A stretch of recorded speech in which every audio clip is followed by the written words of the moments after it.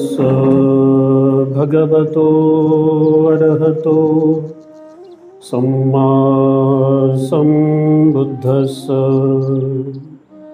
नमो तस्स भगवतो अरहतो सम्मा सम्बुद्धस्स नमो तस्स भगवतो अरहतो सम्मा सम्बुद्धस्स।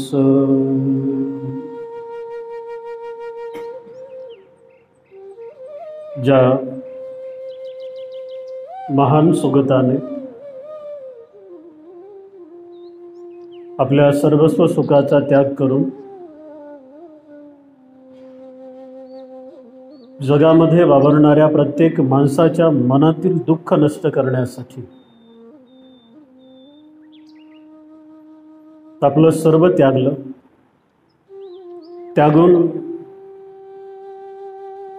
स्वतः ध्यान मनन चिंतन करून सर्वप्रथम दुःखमुक्त होऊन समग्र मानवजातीला दुःखमुक्तीचा संदेश दिला। ते दुःखमुक्त महामानव तथागत भगवान बुद्ध, त्या सम्यक संबुद्धास त्रिवार अभिवादन करतो। या जगामध्ये वावरणाऱ्या प्रत्येक माणसाच्या मनाला संयम शिकवण्याचं काम करणारा तथागत निर्मित पवित्र असा जो सिद्धांत आहे त्यालाच आपण धम्म म्हणतो। जो धम्म आपल्याला दैनंदिन जीवनामध्ये जीवन जगण्याची अनमोल अशी एक प्रक्रिया शिकवतो। ज्या धम्माचं आचरण केल्यानंतर आचरण करणारा प्रत्येक व्यक्ती हा दुःखमुक्त होतो। तो दुःखमुक्त बनवणारा आर्य संदेश अर्थात पवित्र बौद्ध धम्म, त्या धम्मरत्नाला सुद्धा अभिवादन करतो। तथागताच्या पवित्र अशा दुःखमुक्तीच्या सिद्धांताला आपल्या काया वाचा आणि मनाने पूर्णतः आत्मसात करून त्या अनमोल अशा दुःखमुक्तीच्या महान पवित्र शुद्ध आणि निर्मळ धम्माचं आचरण करून स्वतः त्यागी संयमी शीलवान बनून इतरांना सुद्धा त्यागी संयमी आणि शीलवान बनवण्याची शिकवण देणारा तथागत निर्मित पवित्र असा भिक्खू संघ, त्या संघरत्नाला सुद्धा अभिवादन करतो। आपल्या सर्वांचे उद्धार करते विश्वरत्न बोधिसत्व डॉक्टर बाबासाहेब आंबेडकर, पवित्र अशा बाबासाहेबांच्या विचारांना आत्मसात करीत असताना त्या बोधिसत्वास सुद्धा विनम्र अभिवादन करतो। आज जेतवन बुद्ध विहारामध्ये आपण सर्व उपासक उपासिका चालू असलेल्या दैनंदिनी धम्मसंस्काराप्रसंगी उपस्थित आहात। आपल्या सर्वांना आज विशेष पद्धतीने धम्म ऐकायला मिळणार आहे। आमचे धम्मबंधू पूजनीय भदंत धम्मबोधीजी थेरो यांचा वर्षावास जेतवन बुद्ध विहारामध्ये चालू आहे। आपण त्यांच्या वाणीतून, त्यांच्या अभ्यासातून अनेक अशा धम्मस्कंदांना श्रवण केलेलं असेल आणि इथून पुढे सुद्धा करणार आहात। तेव्हा आज भिक्खू संघाच्या उपस्थितीमध्ये या धम्म संस्काराला सुरुवात झालेली आहे।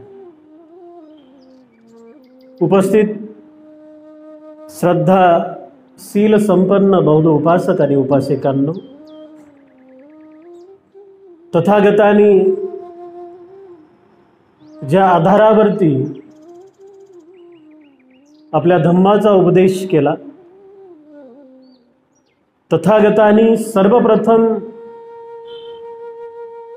धम्म आचरणामध्ये पहिली गोष्ट काय करायला लावली? तथागत सम्यक संबुद्धांनी शिकवलेल्या पवित्र अशा सिद्धांतानुसार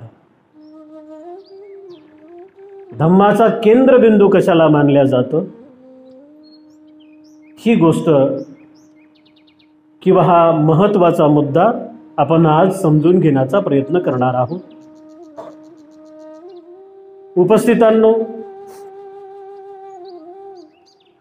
बोधिसत्व अवस्थेमध्ये असतील, सम्यक संबुद्ध अवस्थेमध्ये असतील, त्या अगोदर सिद्धार्थ गौतमाच्या अवस्थेमध्ये असतील, या तीनही अवस्थेमध्ये सम्यक संबुद्ध झालेल्या एका महामानवाने आपल्या धम्माची देशना सांगायला सुरुवात केल्यानंतर सर्वप्रथम महत्त्वाचं जे काही मानलेलं आहे ते आहे मानवी मन. मानवी मनाला उद्देशून तथागतांनी 82,000 धम्मस्कंदाचा उपदेश केलेला आहे. आणि ही सगळी धम्मसंस्कार धम्मस्कंद सांगत असताना प्रामुख्याने मानवी मनाचाच उद्देश लक्षात घेऊन तो उपदेश केलेला आहे असं आपल्याला प्रत्येक ठिकाणी दिसते. उदाहरणार्थ, एखाद्या उपासकाला तथागतांना धम्म शिकवायचा आहे, उपासिकेला धम्म शिकवायचा आहे, भिक्खुणीला धम्म शिकवायचा आहे, भिक्खूला धम्म शिकवायचा आहे, तर सुरुवातीला तथागतांनी त्याच्या मनाची अवस्था, तिच्या मनाची अवस्था जाणलेली आहे. बरोबर आहे?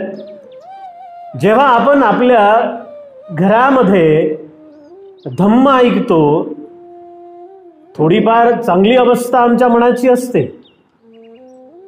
ज्यांना त्या माध्यमातून आम्ही धम्म आमच्या घरामध्ये ऐकतोय, पण एवढी पाहिजे तेवढी चांगली अवस्था मनाची नसते धम्म ऐकत असताना, घरामधील धम्म ऐकत असताना. उदाहरणार्थ,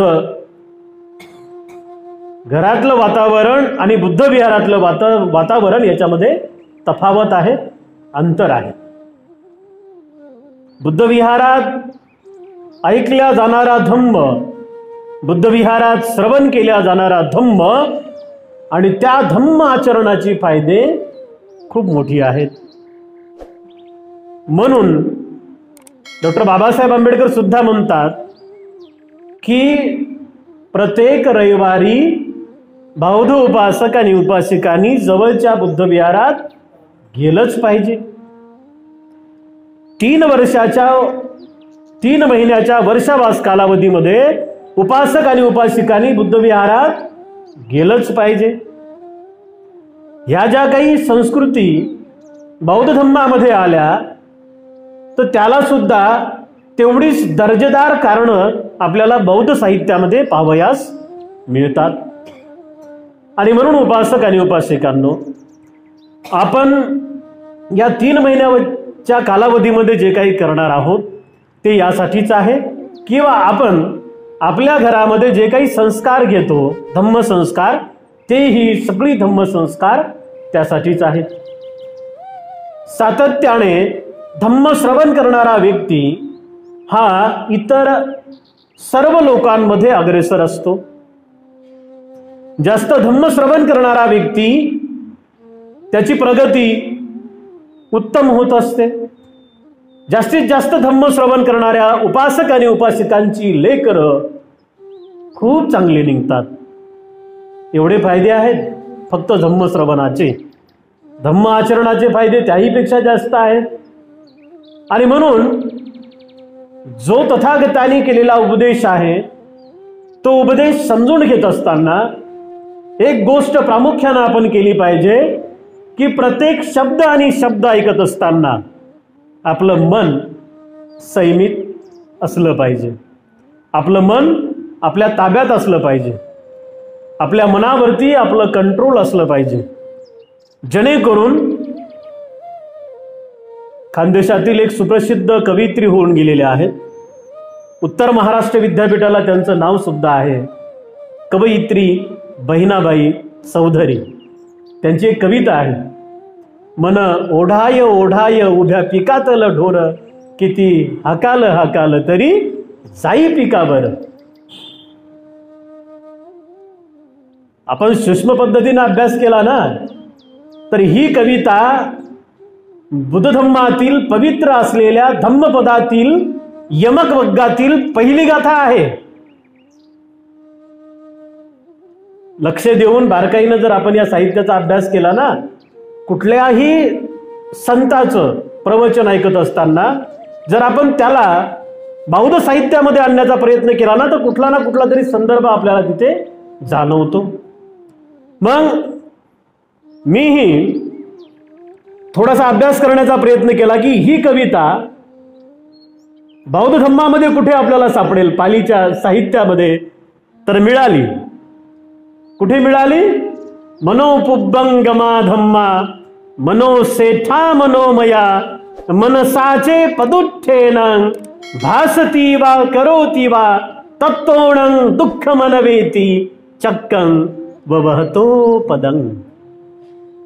शब्द थोडेसे वेगळे आहेत, अर्थ मात्र तोच आहे. तथागतानी आपला धम्म सांगत असताना सर्वप्रथम श्रवणकर्त्याने काय करायला पाहिजे किंवा श्रवणकर्ता हा कसा असायला पाहिजे, तर या गाथेमध्ये त्याचा उपदेश केलेला आहे. बरोबर आहे? म्हणजे कानाडे ऐकणे याहीपेक्षा महत्वाचं आहे की मनाला कंट्रोलमध्ये ठेवून आपण जे ऐकत आहोत ते लक्ष देऊन ऐकणे किंवा जशास तसे ऐकण्याचा प्रयत्न करणे, तेव्हा फायदा होणार आहे. कारण बऱ्याच वेळेस इथे आम्ही आहोत पण मन मात्र इथे नाही आहे, तर त्याचा काही फायदा होत नाही. पुण्यकर्म होतात. पुण्यकर्म कसे होतात? बुद्ध विहारात येणे पुण्यकर्माचा भाग आहे. तथागतास गुडघ्यावरती बसून 3 वेळेस नतमस्तक होणे पुण्यकर्माचा भाग आहे. बुद्धाला शरण जाणे पुण्यकर्माचा भाग आहे. धम्माला शरण जाणे पुण्यकर्माचा भाग आहे. संघाला शरण जाणे पुण्यकर्माचा भाग आहे. त्रिशरण पंचशील अतिशय लक्ष देऊन दोन्ही हात जोडून मनाची चांगली अवस्था बनवून म्हणणे पुण्यकर्म आहे. पण त्याहीपेक्षा महत्वाचं आहे की आपण आपल्या मनाला, जोपर्यंत आपण बुद्ध विहारात आहोत तोपर्यंत आपलं मन आपल्या ताबूमध्ये असलं पाहिजे, आपल्या कंट्रोलमध्ये असलं पाहिजे. त्यासाठी भगवान बुद्ध या पहिल्याच गाथेमध्ये म्हणतात की जेव्हा मनुष्य मळलेल्या मनाने बोलतो अथवा कार्य करतो तेव्हा त्याच्या पाठीमागे दुःख लागते, ज्याप्रमाणे बैलगाडीला जुंपलेल्या बैलाचा पाठलाग त्या बैलगाडीची चाके करतात. फार सोपा सिद्धांत आहे, फार सोपा सिद्धांत आहे तथागतांचा. सगळं काही आहे म्हणजे मला जे मिळणार आहे ते माझ्या मनाच्या आधारे मिळणार आहे. मी भविष्यात जे मिळवणार आहे ते माझ्या मनाच्या आधारावर मिळवणार आहे. आध्यात्मिक बाबतीचा विचार केला तर. आणि म्हणून त्यासाठी आपल्या मनामध्ये निर्माण झालेल्या प्रत्येक विचारावरती आपलं बारीक लक्ष असलं पाहिजे, अचूक लक्ष असलं पाहिजे. तेव्हा जास्तीत जास्त आपला फायदा होईल. जेव्हा जेव्हा आपण मळलेल्या मनाने बोलतो, मळलेलं मन म्हणजे काय? मळलेलं मन म्हणजे ज्या मनामध्ये विकार आहेत, ज्या मनामध्ये अविचार आहेत, ज्या मनामध्ये क्रोध आहे, ज्या मनामध्ये मोह आहे, लालसा आहे, उद्वेग आहे, खिन्नतेची भावना आहे, मीपणा आहे, गर्व आहे, घमेंड आहे, या सगळ्यांच्या विरुद्धातला विचार, ज्या मनामध्ये काहीच नाही असं परिशुद्ध मन, आपण त्या मनाचा विचार करणं गरजेचं आहे. आणि जेव्हा अशा मनाचा आपण विचार करतो तेव्हा आपल्याला सुख आणि समाधान मिळते. आणि म्हणून उपासक आणि उपासिकांनो, आपण सातत्याने एक लक्षात ठेवलं पाहिजे की आपल्या मन आपल्या कंट्रोलमध्ये असलं पाहिजे. आपलं मन जेव्हा आपल्या कंट्रोलमध्ये असते तेव्हा विचारही वाईट येत नाहीत, विचाराची कृतीही वाईट येत नाही, आणि कृती जर वाईट नाही झाली तर पाप कर्म होत नाही. पाप कर्म जर झाले नाहीत तर जीवनामध्ये दुःख येत नाही. उलट मन कंट्रोलमध्ये आहे, विचार चांगले येत आहेत, विचारांची कृती परिशुद्ध आहे, आणि परिशुद्ध म्हणजे चांगल्या कृतीचा परिपाक जो आहे तो सुख आहे. आणि म्हणून जास्तीत जास्त सुख मिळवण्यासाठी आपण आपल्या मनावरती ताबा ठेवणं फार गरजेचं आहे. मनावरती ताबा ठेवत असताना काय करायला पाहिजे, तर सगळ्यात महत्त्वाचं बुद्धानं शिकवलं की असं तुम्हाला वाटते ना की आता तुमचं मन तुमच्या ताब्यामध्ये नाही, तर तुम्ही ज्या अवस्थेमध्ये आहेत त्या अवस्थेमध्येच तुमच्या श्वासावरती लक्ष केंद्रित करा. तासनतास बसायची गरज नाही. 2 मिनिटं तुमच्या लक्षात आलं की नाही आता मन माझ्या समजलंय मला, लगेच तुमचे कामं करायला तुम्ही सुरुवात करा. जेणेकरून भटकणारं मन जे आहे त्या भटकणाऱ्या मनाला योग्य असं वळण तुम्हाला लावता येईल. या जगामध्ये विस्कळीत झालेल्या मनाला गुंफण्याचं यंत्र जे आहे ना ते बुद्ध धम्म शिवाय दुसरं तुम्हाला सापडणार नाही. कारण मन काय एकाच वेळेस बदलते का? नाही, क्षणोक्षणी मन बदलते, क्षणोक्षणी त्या मनाचं परिवर्तन होत असते. आणि म्हणून आपण जास्तीत जास्त लक्ष देऊन त्या मनाला समजून घेण्याचा प्रयत्न केला पाहिजे. उपासक आणि उपासिकांनो, बुद्धधम्मा मनाला योग्य ते वळण लावण्यासाठी जास्तीत जास्त काम करण्याचा प्रयत्न त्यावेळेसही केला बुद्धधम्माने, आणि आजही तोच प्रयत्न करत आहे. आणि बुद्धधम्म त्या बाबतीमध्ये यशस्वी आहे, सफल आहेत. बुद्धपुत्र त्या बाबतीमध्ये यशस्वी आहेत, सफल आहेत. आणि म्हणून हा विकास आपल्याला जास्तीत जास्त पाहायला मिळतो. तथागत भगवान बुद्धही म्हणतात, ज्यांना सुखी, समाधानी आणि आनंदी व्हायचं आहे त्यांनी जास्तीत जास्त आपल्या मनाचा विचार केला पाहिजे. मनाला लागणारा खुराक जास्तीत जास्त देण्याचा प्रयत्न केला पाहिजे. त्याला लागणारे जे काही साधनं आहेत ते त्याला देण्याचा प्रयत्न केला पाहिजे. जसं तथागतांनी शिकवलं की भूक हा ज्या पद्धतीनं रोग आहे आणि त्या रोगावरती अन्न हे औषध आहे. जिगीच्या परमा रोगात ज्या पद्धतीनं भूक हा रोग आहे त्या भुकेवरती औषध अन्न आहे, त्या पद्धतीनं मनाचं औषध साधना आहे, विपස්සना आहे, आनापानसती आहे, चिंतन आहे. मनाला शुद्ध करण्याचं जे काही साधन आहे त्याला आपण सर्वसाधारण भाषेमध्ये चिंतन म्हणूया. चिंतन कोणतं? महिन्याचं चिंतन नव्हे, वर्षाचं चिंतन नव्हे, तर क्षणोक्षणी चालणारं चिंतन. मनावरती खूप चांगल्या पद्धतीनं आपला पहारा असला पाहिजे. कारण जे काही कायेनं आणि वाचेनं होणार आहे ते मनातून उत्पन्न झालेलं असेल. आमच्या सगळ्या इंद्रियांना जे ऑर्डर देणार आहे ते मन आहे. मी आपल्यासोबत बोलतोय तर माझं मन मला सांगतंय की तुम्हाला उपदेश द्यायचा आहे, बोलतोय. शब्द येत आहेत तोंडातून, पण मन त्या शब्दांवरती जोर देण्याचं काम करतंय. तथागत भगवान बुद्ध आणि पटिशन, भन्ते पटिशन असा एक संवाद आपल्याला बौद्ध साहित्यामध्ये पाहायला मिळतो. तथागतांनी शिकवलं, समजदार माणसाचं मन सुद्धा तसंच आहे जसं एखाद्या अडाणी माणसाचं मन आहे. संस्काराचा फरक आहे. श्रीमंताचं जसं मन आहे तसं गरिबाचं मन आहे. संस्काराचा फरक आहे.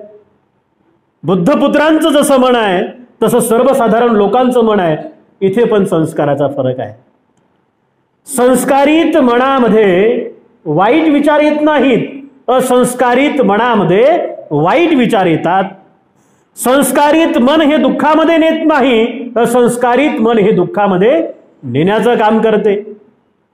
आणि म्हणून या 3 महिन्याच्या कालावधीमध्ये आम्हाला काय करायचं आहे, तर आम्हाला आमच्या मनाला संस्कारित करायचं आहे. वंदना म्हणणे मनाला संस्कारित करणे आहे. शील बोलणे मनाला संस्कारित करणं आहे. त्रिरत्नाला श्रद्धापूर्वक वंदन करणे मनाला संस्कारित करणे आहे. पूजनीय भिक्खूला वर्षावासाच्या दिवसामध्ये किंवा 365 दिवसापैकी जिथेही भिक्खू मिळेल त्या भिक्खूला आदराने दान देणे मनाला संस्कारित करणं आहे. एखादं चिवरदान भिक्खूला देणे मनाला संस्कारित करणं आहे. भिक्खूची एखादी तारीख भोजनदानासाठी घेणे मनाला संस्कारित करणं आहे. पूजनीय बुद्धपुत्राच्या द्वारे धम्म ऐकणे मनाला संस्कारित करणे आहे. ह्या ज्या सगळ्या गोष्टी चाललेल्या आहेत, या सगळ्या गोष्टी मनाला संस्कारित करण्यासाठी चाललेल्या आहेत. आणि म्हणून संस्कारित मनाचे फायदे हे खूप आहेत. पटिशन नावाचा एक भिक्खू आहे आणि त्या पटिशन नावाच्या भिक्खूला बुद्धाने जो उपदेश दिलेला आहे तो उपदेश आपण लक्षात घेतला पाहिजे. अनेक अरहंत भिक्षू पटिशनाला शिकवायला जायचे, अरहंत भिक्खू,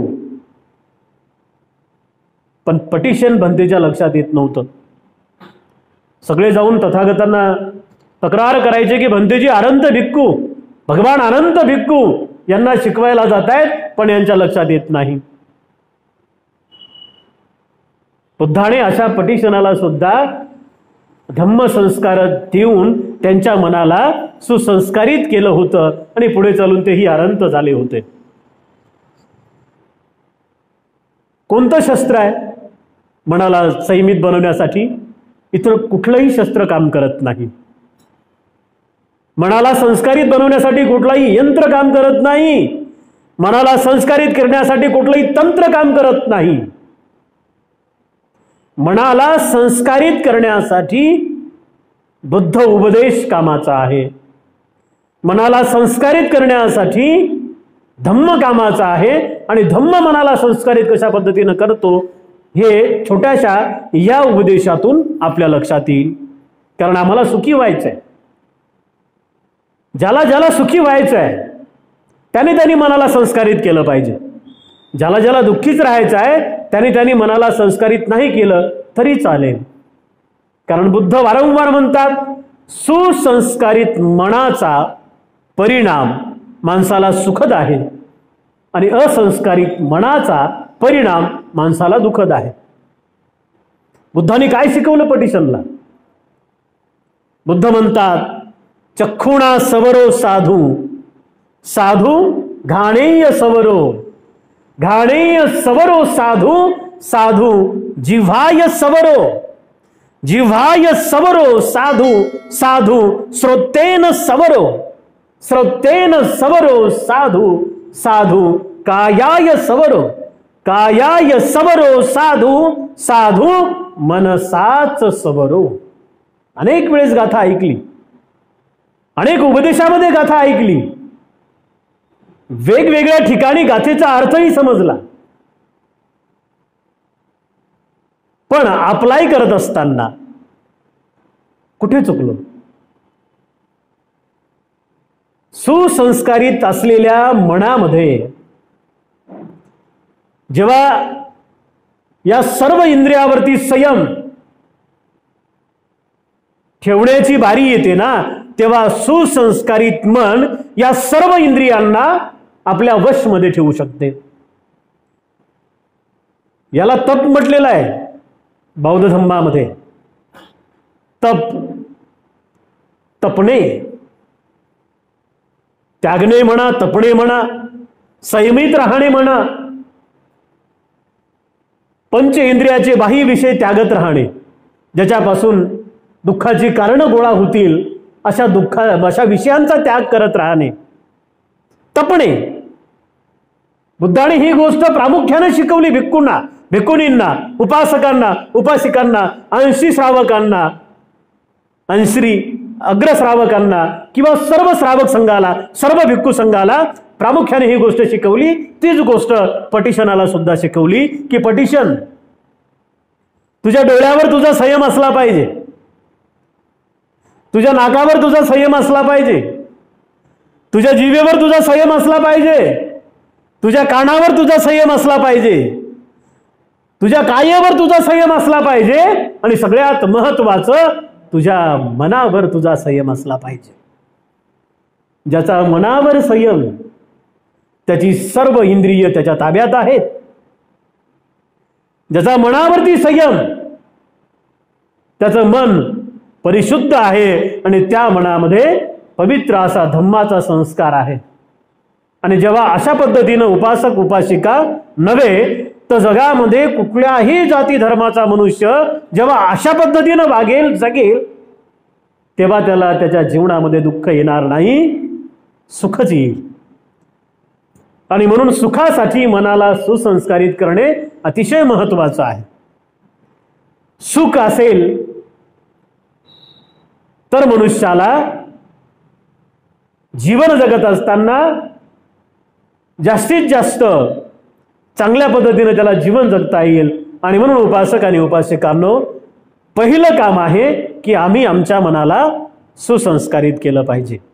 जेव्हा आम्ही मनाला सुसंस्कारित करून धम्म आचरण करण्याचा जास्तीत जास्त प्रयत्न करतो, तेव्हा आमचं जीवन खूप चांगलं आरोग्यदायी होते, समाधानकारक जीवन जगता येते. आजच्या या उपदेशामध्ये मी आपणा सर्वांविषयी खूप खूप मंगलमैत्री अर्पण करतो. आपण हा धम्मोपदेश, छोटासा धम्मोपदेश ऐकला. हा उपदेश आपल्या सर्वांना खूप खूप लाभदायक ठरो, आपल्या सर्वांचं दुःख नष्ट हो, आपल्या सर्वांना सुख मिळो, आपल्या सर्वांची उन्नती हो, अशा प्रकारची साधुवादाची भावना व्यक्त करतो. मंगलमैत्री आपल्या सर्वांविषयी व्यक्त करतो आणि मी माझं प्रवचन समाप्त करतो. आपल्या सर्वांचं मंगल हो, सर्वांचं मंगल हो, सर्वांचं मंगल हो.